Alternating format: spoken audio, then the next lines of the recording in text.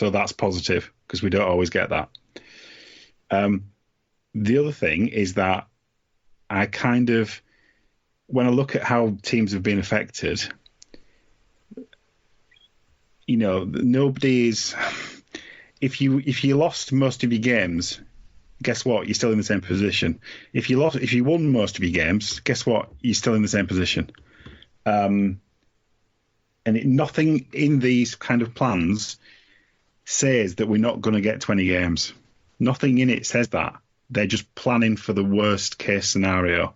And I think there should be a lot of credit for that, because we're always talking about they're not strategic, they don't think ahead, they react. They have made a strategic decision based on the importance of a grand final, the importance of completing a season, the importance of having the sport in front of eyes on television, right? Yeah. Those are all very important things, and this will achieve that.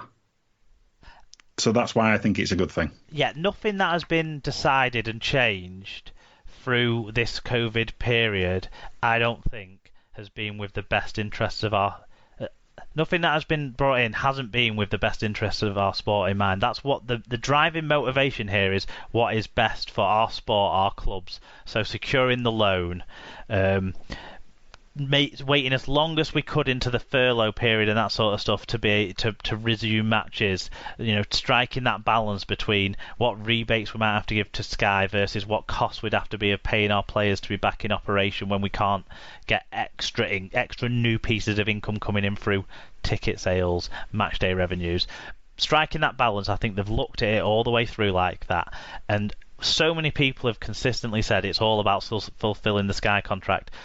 Yes, so why can't we accept the pragmatism of that and the reality of things are changing and we're seeing a different picture unfold where more games have been cancelled than people expected, so we need a solution here. We need to put some rules around the games that are being postponed and cancelled and that sort of thing so that everyone is doing it through the same lens. We don't have one team getting 2 positive tests and no one isolating but having a game called off, whereas one team has 4 positive tests, 12 people isolating, and still play on. We can't have that sort of disparity in sort of continuing throughout the rest of the season. So, and I'm not saying that anyone's done that, but that's the sort of circumstances we could fall into. This puts a framework around it, a consistency around it, a fairness around it to that regard. So I like that they've done something, like you say. I like they've done something. There are some questions though for me. The press release talks about points percentage basis, and then you break into it more, and it only talks about win points percentage and talks about the number of matches won divided by the number of matches played. It doesn't talk about draws. Draws can still happen in our game, even though we've got golden point. They will be rarer, but we saw one last year, didn't we? I think. Anyway, we've seen it happen, and you see it happen in the NRL this year. Definitely one happened in the NRL this year, I remember that.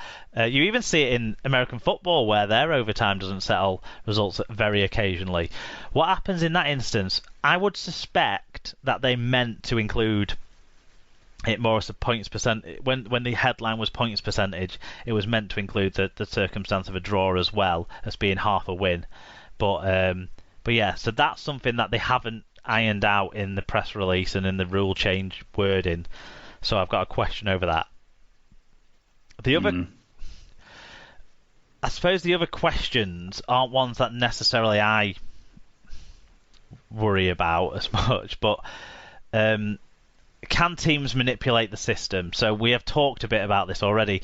People could limit the number of games they play to maximise fitness and availability in the ones they do play, or they could pull out of games towards the back end once they've effectively secured a playoff place, or they feel they've played the 15 games, they've won 12 or 13 of those, so they pull out at that stage. Now,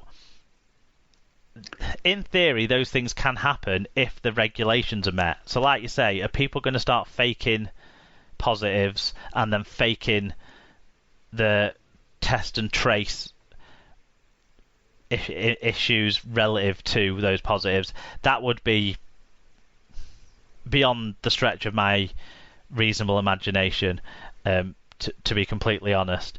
I would much be more expecting clubs to follow in the vein of like a Warrington, who've played these last week's game and this week's game with massive reduction in availability of players. In other teams where we've seen their focus and priority for Hull and Catalans and Wakefield has been to get a team ready to play again, not to look for an excuse not to play, I think. And we've seen like Cass accepting the rearranged fixture, things like that. So far, we've been a very cooperative approach. Yeah, flexible and accommodating. There's nothing in here that's going to, because it's in our mutual interest. We're better together or something. Yeah, of that and kind also, of do you actually want? Does a club actually want to have 2 weeks off at this stage? People think that they might because it might make them fitter when they come back, but you won't be training together for 2 weeks because the rules say you can't. If you're shutting down operations, you're shutting down operations. If you've got 7+ players, those 7+ players can't be there. And if you're top 25, you don't want 7+ players out of the reckoning for 2 weeks of training, and whatever knock-on effect that'll have through test and trace. Because if you've got 7, the likelihood is more will have to isolate than 7. So I just think, like I say, bring back hope and trust in people, and that have a nicer way of working than that. But there is a question of fairness as well, making this change now so far into the season, which I do get, because like you said, people will talk about we've already played Catalans, Wigan and St Helens twice, or what have you. But at the end of the day, isn't that team's aim to play 20 games still and play everyone twice? So yes, I don't see a huge change there. I think it's a weird sort of twist of making things twisted against your club. When what would happen I do think that the next outcry from probably the same people who are making the outcries about fairness now will be if, say, you're 1 win outside of getting into the playoffs and you can't play that last game because you've got 7+ players out, or the other team's got 7+ players out, and it gets postponed because I don't know, the opposition, Hull KR, can't raise a team because they've been wiped out, their squad's been wiped out, is an example, right? And Leeds need that win to get their 13th win out of 19 games, say, or whatever, to get their points percentage over the 2/3 that might just edge them into 4th place, but they don't get to play that game. Then all those fans will cry foul of it being unfair because they didn't get to play, whereas at the moment they're crying it unfair because Catalans haven't had to play. Well, but that's an inevitable truth and reality of how it will go with people. And those clubs were just random spurious examples picked out. But yeah, so I don't buy into some of the things, but I do see some problems still.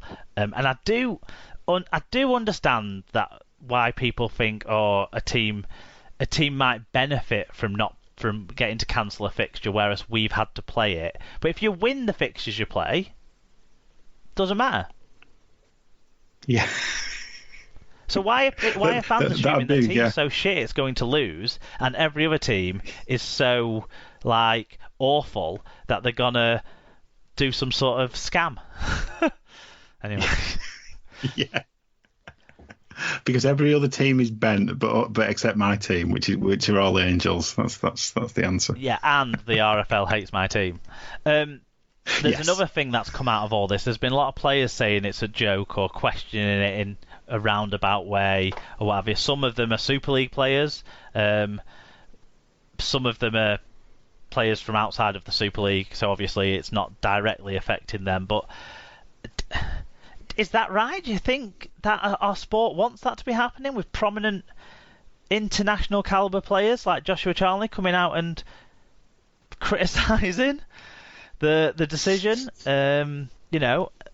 I think another one of them is Rodri Lloyd, isn't he? One of the Wales captains or senior players in the Welsh squad. It's not right, is it? Or should they be allowed to have their say? Is that just fine? Um, Social media is a dangerous thing. They're entitled to their opinion.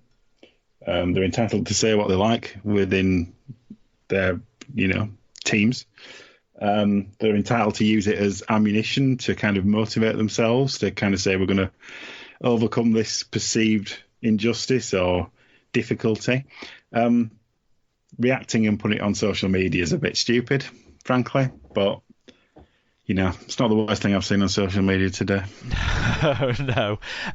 Is it as well, I suppose, a little bit more a case of it's okay to say I don't agree with this approach or I don't like this, but to say it's a joke or we're a laughingstock or, that sort of angle, is that then going across the line of opinion into bringing the game into question? It's on the borderline, isn't it? I'm sure the social media policies of all these clubs will talk about bringing the game into disrepute, and I'm sure questioning the decision making or the reasons for things is probably part of that. So yeah, some people might need to be a little bit careful about what they're saying. As I said, there's nothing wrong with expressing that opinion in a more constructive manner, but yeah, just kind of blaming other people or that kind of thing's not really on from my point of view. And just as a sort of kind of to bring this back to the whole reason for all of this, the fact that this is the COVID emergency league, there's been a COVID testing update, hasn't there, today from the RFL, and they said the results from this week's testing for COVID-19 across the 11 Betfred Super League clubs, match officials and other relevant staff has been received. Of the 566 results, there have been 564 negative results and 2 positives. Yeah, so one Catalan player has tested positive and will remain in self-isolation. As all the club's players and non-playing staff have been self-isolating for 2 weeks since a number of positive tests following their Coral Challenge Cup tie against Wakefield Trinity on August the 22nd, no other players or coaches are affected. Catalan player Wigan on Saturday evening at Stade Gilbert Brutus in the first Betfred Super League fixture to be played in France since the resumption of the season.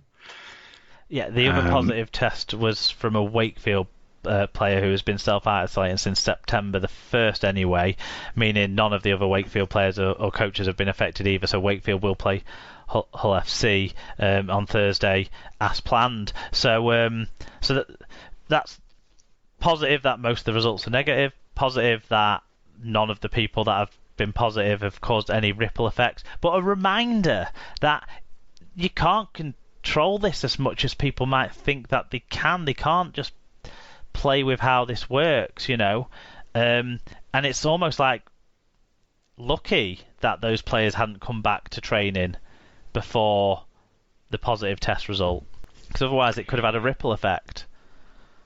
Yes, it's proof that self-isolation is an important part of the balance to keep games happening, isn't it? Taking self-isolation seriously is important. Yeah, exactly, and all the best wishes to the guys who've tested positive this week, as we say every time, because we don't want any of our players or staff around our game to suffer any serious or long-term health consequences. But we thought that was worth putting in because it's a reminder of why we've had to make these not quite unprecedented or unique, but certainly unexpected and significant changes. And we hope you've enjoyed this episode of Super League Pod Shorts. We know that it means we can fit in a good healthy show in around about the 2-hour mark on next week. So yeah, thanks for listening. Do get your views in though if you think there's anything we've missed out on commenting on, and me and Tim will discuss it on next week's SLP. Thanks again for listening, and until you hear from us again, keep enjoying your favourite sport, the greatest game that is rugby league.